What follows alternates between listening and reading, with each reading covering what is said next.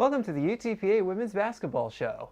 I'm Jonah Goldberg, and we're joined by always as the head coach of the UTPA Women's Basketball team, the one and only Larry Tidwell. Well, I tell you, I'm the head coach when we win, and when we lose, I'm the bus driver. It all works out. But we had a great weekend, a great Tuesday, and we had just a fantastic road trip. And when you come away 3 victories on the road, that's pretty special. Yeah, so I guess you've been the coach for the last week now. You didn't have to pose as the bus driver. You pick up a couple neutral site wins, 50-36 over Norfolk State, 70-47 over Northern Iowa, and then you come back from a 25-point deficit to shock Houston Baptist 76-74. Well, I think we not only shocked Houston Baptist, I think we shocked ourselves a little bit also. I knew going in that was going to be a tough game. You're on the last day of a six-day road trip, and it's just, again, that's how much I give respect to the pro athletes that have to do all the traveling.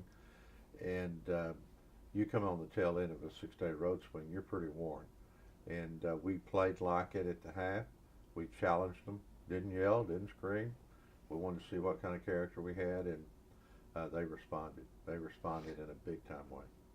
And coming back in the Division I game from 25 points down is unheard of.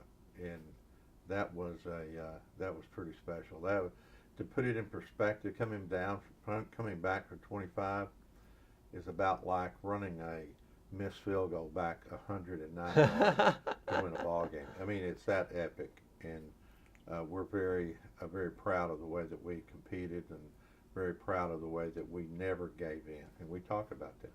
Score was 40-15. It was 42-17, and that's when the run began. It lasted about 20 minutes to lead to your team tying the game, taking the lead. At what point did you realize this is happening? Well, when we came out at half, I mean, we knew we were a lot better team, and we were down 20. But I sensed something could be happening special. Right before the half, we went on an 8-0 run. And that I said, hey, this, and I was talking to Coach Ishii and AA and Coach Burleson. I said, never underestimate the power of really wanting it really bad. And those kids wanted it bad at halftime. I walked into the locker room, and they were mad. I mean, they were upset with themselves, and they wanted to do something about it. And I made some adjustments. I started JT at the point guard. The start of the second half, and she got us going on the right way. KK came off the second half and then did what KK's supposed to do. And then Shantae Goff just went crazy. And Tanisha Walker hit some big shots, but Brittany Bush made some tremendous rebounds, but got great bench play. Rock came off the bench and made some really good things happen. Taylor Cyphers made some really good things happen.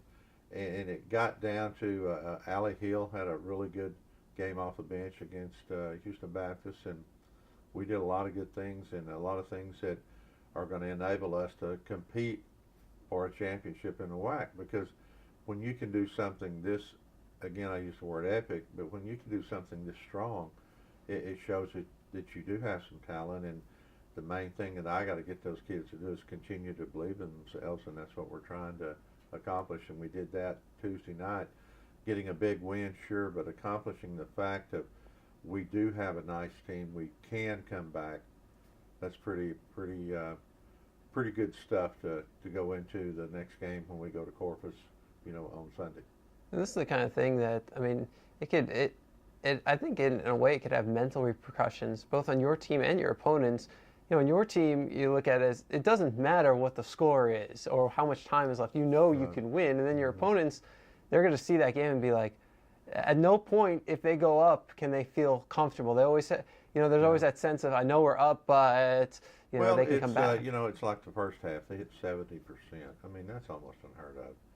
And you got to give them credit, and Coach Donafini has done an excellent job with the team. They have a really good team. It's not the Houston Baptist of last year and the years before. They're all healthy. They got some new bodies in there. They're really in a positive frame of mind, and they're doing a lot of good things. And they have a really nice team, and they'll compete well in the Southland. Like I know the Southland Conference extremely well. and they'll compete in that conference at a high level. But I think, as young kids, you'll be surprised how they can move forward and they forget pretty quick. And so this is something. It's just like we played unbelievable defense against Northern Iowa. They shot 18%.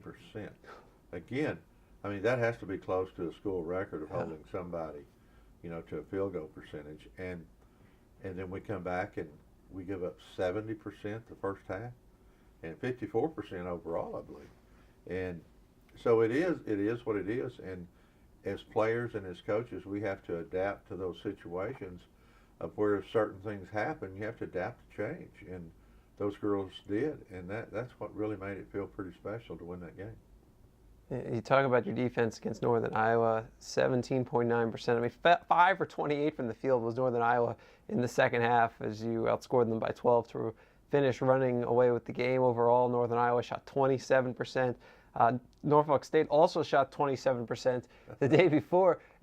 In 4 of your 5 wins, you've held opponents under 30% shooting. Well, I think going in, Coach Ishii looked at the NCAA, standings, the stats and everything, and overall, our defense, I think, was ranked 4th in field goal percentage defense across the board, and we were 12th in 3-point field goal percentage, and we were 12th in points allowed.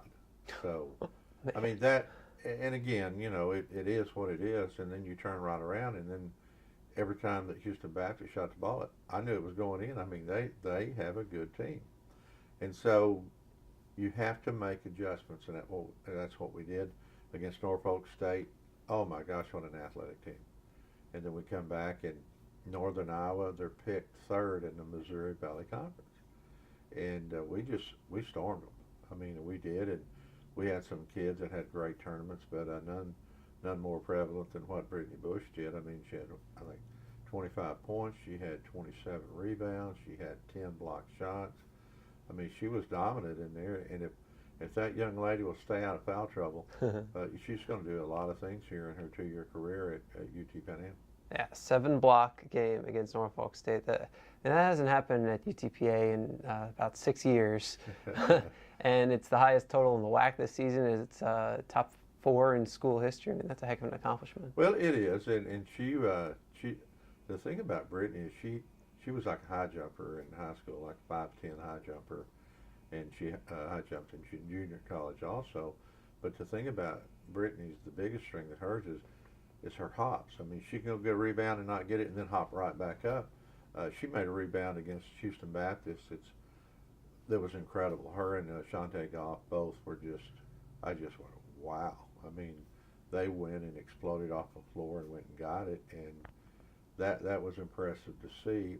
And again, if she continues to do what she does, she's getting more confidence in her shooting.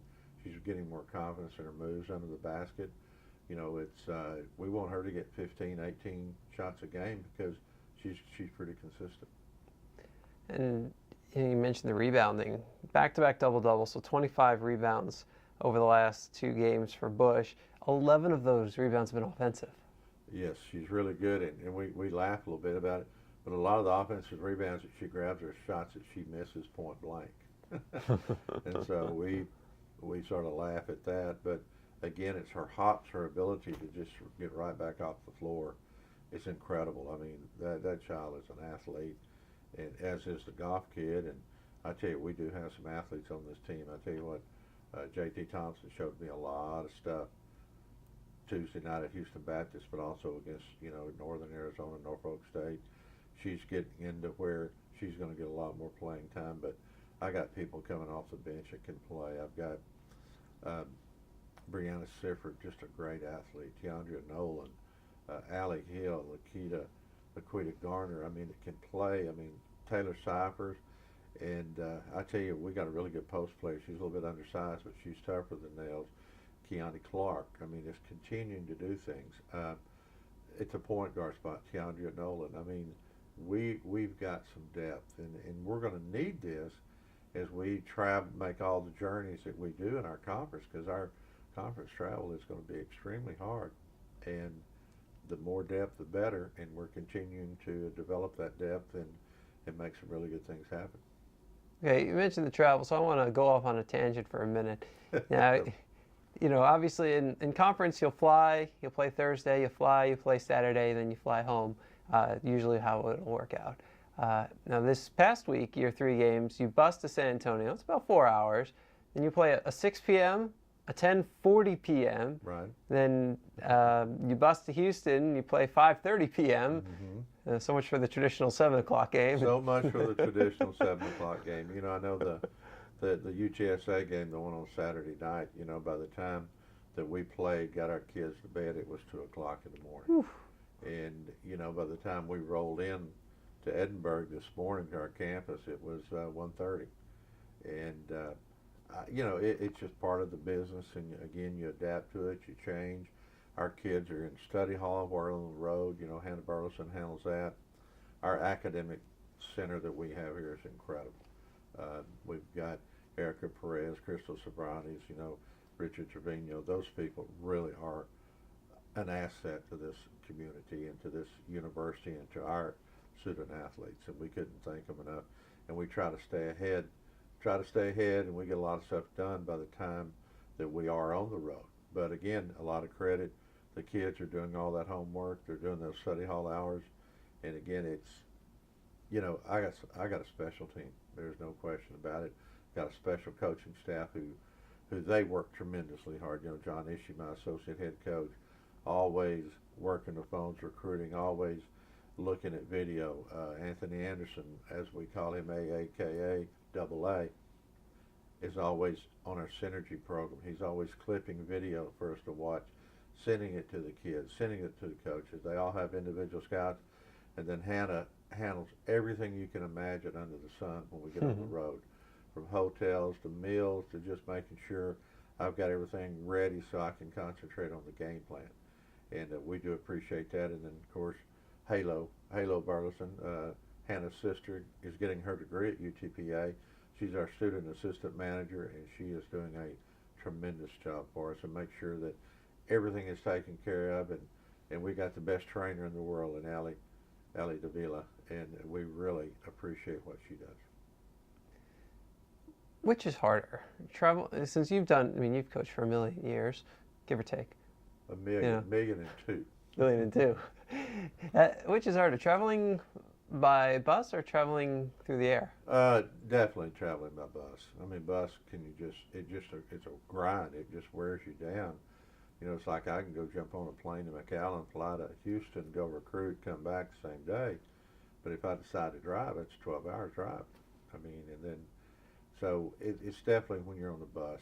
When I was in the former conference, the Southland Conference, we'd have 12, 14-hour bus trips one way. And those are long.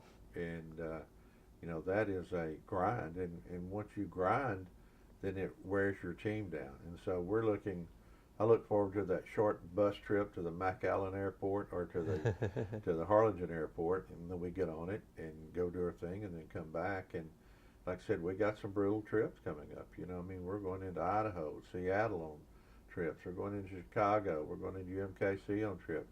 We're going into Salt Lake City, Cal State Bakersfield. We're going into Grand Canyon State at Phoenix and New Mexico on trips. So we have a definite grind in front of us. And again, I get back, but I think we're doing a good job of developing depth, and depth is going to help you win the conference. Yeah, you're still able to use a deep rotation every single game. I'm just quickly glancing. I see you broke 10 players, probably at least 12 each game. Yeah, we probably around 12 each game. And I try to find situations to get everybody, even if it's only a short 3 or 4 minutes, to keep them mentally sharp, because I don't want them to get satisfied on the bench, and they got to be ready to go. It's like Keontae Clark just had a tremendous game against Northern Iowa for us and did some really good things. I'm trying to spot her in, but Taylor's playing so well, Bush is playing so well, it's hard to rotate them because it does come down to just minutes. And so we got to keep their attitudes right, keep them up, because they're definitely good players for us. Allie Hill gave us 9 minutes against Houston Baptist. It might have didn't score a point, but played great defense, handled the ball, no turnovers, no fouls, and just did a good job of playing defense. And so those 9 minutes were critical because it gave Shantae Goff a rest so she could come back, and she dominated the last 6, 7 minutes of the game. Yeah, Goff, what a trip she had getting herself into double figures all 3 games, I think. 14, 14, and then another 15. Right. Just for good measure on Right. Well, Tuesday. and the thing about that is, last night against Houston Baptist, I go in and my one guard, KK's 0 for 6, and Shantae is 0 for 6. We're 0 for 12 out of the 1 and 3 spots in the first half. But you see in the second half, they came back and made a difference. And it's all the way you approach it mentally. It's how you get locked in, how you get focused. You never take, I had the saying, you respect all but fear none. But you better respect them because, again, you're going to look up and you're going to see Houston Baptist winning a lot of games this year because that's a completely different program right now. They're doing exceptionally well. What does it mean to you to be 5-2 right now and the best start for this program in, I don't know, about 10 years, I think it was? Yeah, I think I saw in the article it was 2003 maybe, and that's special. I mean, because we do want to win, and I hope people in the community notice that and come out and support us because we have certainly been out supporting the community, and it works hand in hand. But again, as we do what we do, we just want to continue to compete and compete at a high level, and we want us to get better every day, and that's the key thing is you get better every day, so that way you can reach your ultimate goal of playing in the postseason. And if we continue, we got to win games. I mean, it gets down to we can play great, and we're all have warm fuzzy feeling, but it gets down. You got to win ball games, and for us to come back and do what we did against Houston Baptist and to beat a very good Northern Iowa team that again is picked third in the Missouri Valley Conference. I mean, that has to give us some confidence, and we just want to continue moving forward. 5-2 is great, but I want to be 6-2. And I want to go to TCU, and I want to beat TCU. We got UTA coming here. I want to do that. I hope to have, hopefully, knock on wood, we'll have 9 or 10 victories before the Christmas holidays. I mean, and that puts you well on your way to establishing the first winning season in 31-year history of the program since they've been with NCAA. Well, that would certainly be huge. And, it's funny, it's the story within the story. Program that hasn't had a winning season since moving to Division I versus a coach who has never had a losing season. Something's got to give. Something's got to give, and I'm not going to give in. I'll tell you that. But, again, we talk about never giving in, and our kids never gave in, and they had confidence in themselves. And when they can do that, and it like I said, and you'll hear me say this 1,000 times, I've coached 38 years. I've never scored a point, never had a rebound, assist, or steal. It's about your players. And you got to let the players play the game. You need to let the focus be on the players, and we do a good job of that. It's not about us. It's about our players. It's about our team. You say you've never had a steal, but you can't tell me that a ball has never come to you on the bench. Well, sometimes, last night it was crowded on the sideline, and I was thinking about Mike Timlin of the Pittsburgh Steelers. They had a kid coming on a fast break down the sideline, but I didn't step out. I didn't step out. I stayed pretty tight. But it's about your players. And the thing that I really enjoyed about last night, enjoyed about this weekend, about this team, is they're all pulling for each other. And they know the one in front of them, if she's playing real good, may take some of her time, but that doesn't matter. That doesn't matter. They want to win as a team. And that's something we've been trying to do ever since I stepped on this campus, is to develop a team concept. And that's why we do the community service. That's why we are all over campus. That's why I'm in the valley so many times. We want to build something special here with our women's basketball team, and we're gonna continue to try to do that. Yeah, I was marveling at your community relations spreadsheet today. I saw you ran out of space. That's hard to do. Yeah. Our girls have been in the community 22 times since April, and we're going to continue to do that. Again, we'll do anything on our campus to help out. The Beaumare Registry was great. Our baseball team, Manny and them are just awesome people, and We registered 367 was the final total. Wow. And so that is a great feeling for us to work with the Vipers, who I feel like are first class in every form and fashion. To be able to work with them at a basketball clinic, that was good. And we wish the Vipers, and we wish Nevada Smith a great career here. That's the new head coach of the Vipers, and we built a nice relationship, and we have a great relationship with our men's program. Gosh, Stan Hipsher, he may be the best coach I've ever seen coach, and I mean that. I go watch workouts, and his staff, Andy and E and Cody.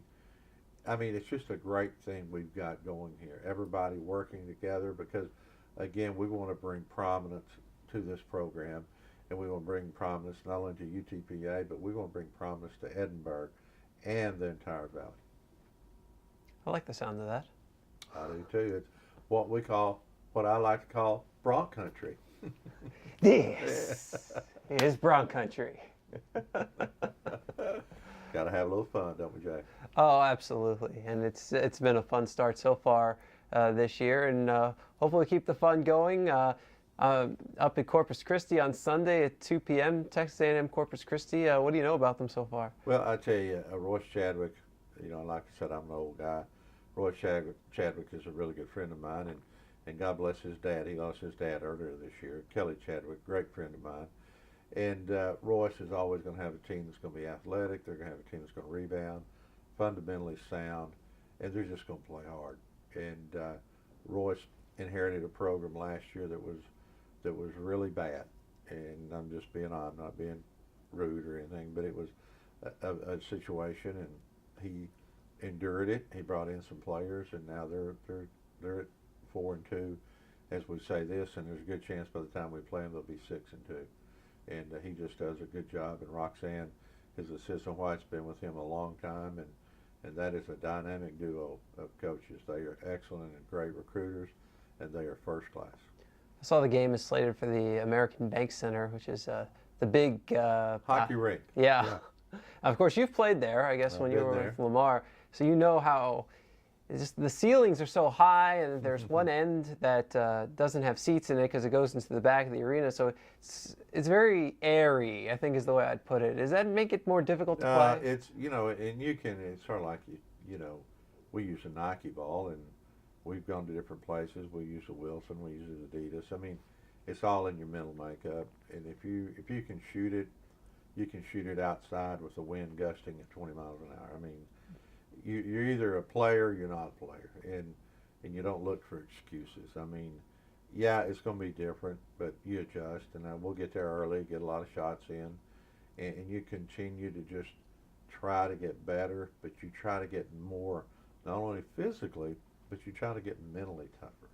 And this will be a mental challenge for us. I mean, we're going to be coming right out, a bunch of us taking finals, and a grueling road trip, but we got to suck it up, and what I like to call, we got to put our big girl shorts on and go up there and play like big girls and see if we can get some things done. But again, it'll be a tremendous ball game, and I hope we get a few fans there from UTPA, and it's always nice. We had a really good fan base when we were in San Antonio. We had a lot of families come in. That was really good. And then we had quite a few people at Houston Baptist last night. I had a lot of people come over from Schulenburg, Texas, where I used to coach at, and that was pretty cool. A lot of high school coaches couldn't be there because they were playing games on Tuesday night. And that's still beyond me why anybody would schedule on Tuesday or Friday night. And we won't do that in the future. We sort of inherited a schedule, but I like to stay off of the traditional Tuesday, Fridays, so we can go recruit, and then people in turn can come watch us play. So, but it's a good feeling to again be at the top of your game. We're 5-2, and it's just one of those deals where we're going to continue to try to get better because we do want to bring a winning season to this program. Now, obviously, non-conference schedule, the non-conference standings don't matter when it comes to WAC tournament seeding. But I'm just going to throw this out there. If you went by non-conference winning percentage today, you'd be the number 1 seed in the WAC tournament. I would be the number 1 seed. Now, where's Grand Canyon? I think Grand Canyon's not eligible for postseason play. Oh, okay. Then see, you're separate. I know Grand Canyon is 6-2. Yeah, they are off and I to know a they start. played a really, really hard schedule, But gosh, you look at Idaho. Idaho's played such a tough schedule, and John Newley, the coach here, again, I'm an old guy. He's a great friend of mine, and them getting to the NCAA tournament. You know, Joan at Seattle, Mark at New Mexico State. I mean, those are really established coaches that have won and have won at every, you can imagine, every level they've won at. And so it's going to be a dogfight, because one thing about it, we're never going to give in here. And we're going to try to get past what people perceive of our program and try to take it to another level. And we certainly did that Saturday in San Antonio, and we certainly did that last night by making, again, an unprecedented return from being 25 points down. And again, that's almost unheard of. The Broncs off to a great start. They are 5-2, winners of 3 in a row, and facing off against Texas A&M Corpus Christi on Sunday. It's a 2 o'clock start, 1:50 pregame. You can catch all the action live online at 956sports.com. That'll do it for this edition of the UTPA Women's Basketball Show. We'll be back with you next week, as we are every week. He's Larry Tidwell, head coach of women's basketball. All I can say is we're gonna continue to fight them until hell freezes over, and then we're gonna fight them on the ice. And I always want to close everything with, hey, si se puede. That's our slogan. My name's Jonah Goldberg. He's Coach Tidwell, and we'll see you next week right here on 956sports.com. Go Bronx.